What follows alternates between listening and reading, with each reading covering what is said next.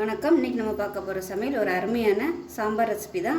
அரைச்சி விட்ட சாம்பார் இட்லி, தோசை, பொங்கல், ஊத்தப்பம் எல்லாத்துக்குமே சூப்பராக இருக்கும். ஸோ வாங்க இந்த அருமையான சாம்பார் எப்படி செய்யலாங்கிறத பார்க்கலாம். இப்போ ஒரு குக்கர் எடுத்துக்கலாம். அதாவது டம்ளர் கணக்கில் நான் சொல்கிறேன். சின்ன 100 ml பிடிக்கிற டம்ளரில் ஒரு 75 கிராம் அளவுக்கு துவரம் பருப்பு, 25 கிராம் பாசிப்பருப்பு. இப்போ இது ரெண்டையும் நல்லா கழுவிட்டு நல்ல தண்ணி ஊற்றி ஒரு 10 நிமிஷம் ஊற வச்சுட்டேன். இப்போ இதை நான் தண்ணியோடு அப்படியே சேர்த்துக்கிறேன். ஊற வச்சிங்கன்னா தான் உங்களுக்கு பருப்பு நல்லா அப்படியே மசிஞ்சு வரும். இப்போ இதில் 1/4 டீஸ்பூன் போல் மஞ்சள்தூள் சேர்த்துக்கலாம். இப்போ இதில் பருப்பில் இன்னும் கொஞ்சம் ஒரு டம்ளருக்கு எக்ஸ்ட்ரா தண்ணி சேர்த்துக்கிறேன். இப்போ இதில் இந்த மாதிரி ஒரு ஸ்டாண்ட் யூஸ் பண்ணிக்கோங்க. இப்போ இது மாதிரி ஒரு பவுலை இதில் வச்சுக்கலாம். இப்போ நம்ம வெங்காயம், தக்காளி இதெல்லாம் நம்ம இதில் வேக விட போகிறோம். மீடியம் சைஸாக ஒரு பெரிய வெங்காயம் சும்மா ரஃப்பாக கட் பண்ணி வச்சுருப்பேன். அதாவது இந்த சைஸுக்கு கட் பண்ணிட்டுருக்கேன். இதை இதில் சேர்த்துக்கலாம். அதே மாதிரி ஒரு 10 சின்ன வெங்காயம் முழுசாக அப்படியே சேர்த்துக்கலாம். 2 தக்காளி கட் பண்ணி வச்சுருக்கேன், அதையும் சேர்த்துக்கலாம். கொஞ்சமாக கருவேப்பிலையில் சேர்த்துக்கலாம். ஒரு 2 பச்சை மிளகா அப்படியே சேர்த்துக்கலாம். புளி நல்லா கழுவிட்டு சேர்த்துக்கோங்க. இது கூடவே வீட்டில் வச்சுருக்கிற சாம்பார் தூள் இல்லை கடையில் வைக்கிற சக்தி மசாலா தூள் எதுனாலும் யூஸ் பண்ணிக்கலாம், அதையும் சேர்த்துக்கலாம். காரத்துக்கு 1 டேபிள் ஸ்பூன் தனி மிளகாத்தூள், 1 டேபிள் ஸ்பூன் தனியாத்தூள். இப்போ இது வேகிறதுக்கு கொஞ்சமாக தண்ணி சேர்த்துக்கலாம். சும்மா ஒரு 1/2 டம்ளர் அளவுக்கு தண்ணி ஊற்றுனீங்கன்னா போதும். இது எல்லாத்தையும் நல்லா கலந்து விட்டுட்டு இப்போ குக்கரை மூடி வச்சிடலாம். இப்போ குக்கரை மூடிட்டு நல்லா பருப்பு நல்லா வேகணும். அதனால் ஒரு 5 விசில் விட்டுட்டு ஸ்டீம் போனதுக்கப்புறம் பார்க்கலாம். இப்போ இதில் பார்த்திங்கன்னா பருப்பு வேக வச்சது நல்லா மசிச்சு எடுத்து வச்சுருக்கேன். அதே மாதிரி நம்ம வெங்காயம், தக்காளி இதெல்லாம் நம்ம வேக விட்டுருந்ததையும் தண்ணியை இருத்துட்டு மிக்சியில் போட்டு நல்லா நைஸாக அரைச்சி வச்சுருக்கேன். சூடோடு போட்டுறாதீங்க, முகத்தில் தெரிக்கும். இதில் உள்ள தண்ணியும் சேர்த்து பருப்பு வேக வச்சுருந்ததோடு இருத்து வச்சுருக்கேன். இப்போ ஒரு பேன் எடுத்துக்கலாம். பேன் சூடாகட்டும்.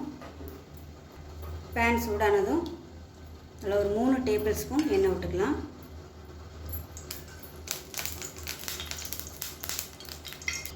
1 டேபிள் ஸ்பூன் நெய் சேர்த்துக்கலாம். இது ஆப்ஷனல் தான். நெய் சேர்த்திங்கன்னா நல்லாயிருக்கும் உங்களுக்கு டேஸ்ட்டு. எண்ணெய் சூடானதும் 1 டீஸ்பூன் போல் கடுகு சேர்த்துக்கலாம். அதே மாதிரி 1 டீஸ்பூன் சீரகம் சேர்த்துக்கலாம். 2 வெந்தயம் சேர்த்துக்கோங்க வாசனைக்காக. ரொம்ப சேர்த்திங்கன்னா உங்களுக்கு கசப்பாயிரும். இப்போ அதில் ஒரு 3 வரமிளகாயை கிள்ளிட்டு சேர்த்துக்கலாம். இது வாசனைக்காக தான்.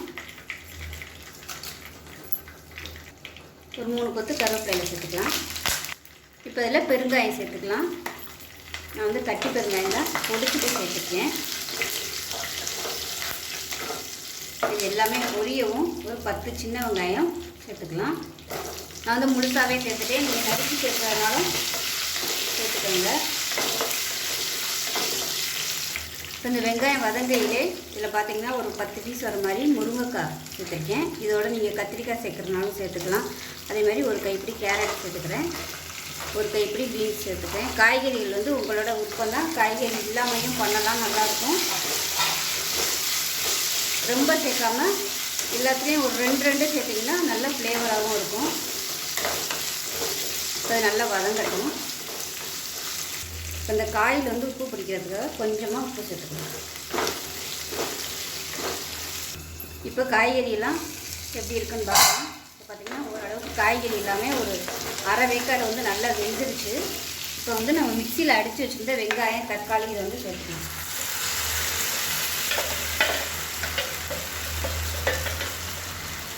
இது நல்லா கொஞ்சம் வதக்கி விட்டுக்கலாம். பச்சை வாசனை போகிற அளவுக்கு நல்லா வதக்கணும். கெட்டியாகவே அரைச்சிக்கோங்க.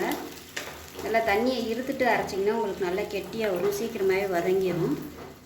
இது வதங்கட்டும். இப்போ இது பார்த்திங்கன்னா நல்லா கொதிக்க ஆரம்பிச்சிருச்சு. இங்கே கெட்டியாக அரைச்சிங்கன்னா நல்லா கொஞ்சம் வதக்கி விட்டுக்கோங்க. எண்ணெய் பிரிஞ்ச அளவுக்கு வதக்கி விட்டுக்கோங்க. இப்போ இது நல்லா கொதிச்சிருச்சு. இப்போ நம்ம வேக வச்சுருந்த பருப்பு சேர்த்துக்கலாம். இப்போ தேவையான அளவுக்கு தண்ணி சேர்த்துக்கலாம். தண்ணி நல்ல தாராளமாகவே நீங்கள் சேர்க்கலாம். இன்னும் கூட தண்ணி நல்லா சேர்க்கலாம். கொதிச்சு வரும்போது இன்னுமே நல்லா கெட்டியாக வரும். இது கொதிக்கட்டும். முருங்கைக்காய்லாம் பாதி தான் வெந்திருக்கும். கொஞ்சம் வேகட்டும் முருங்கைக்காய்லாம். உப்பு கொஞ்சம் கம்மியாக இருக்குது, உப்பு சேர்த்துக்கலாம்.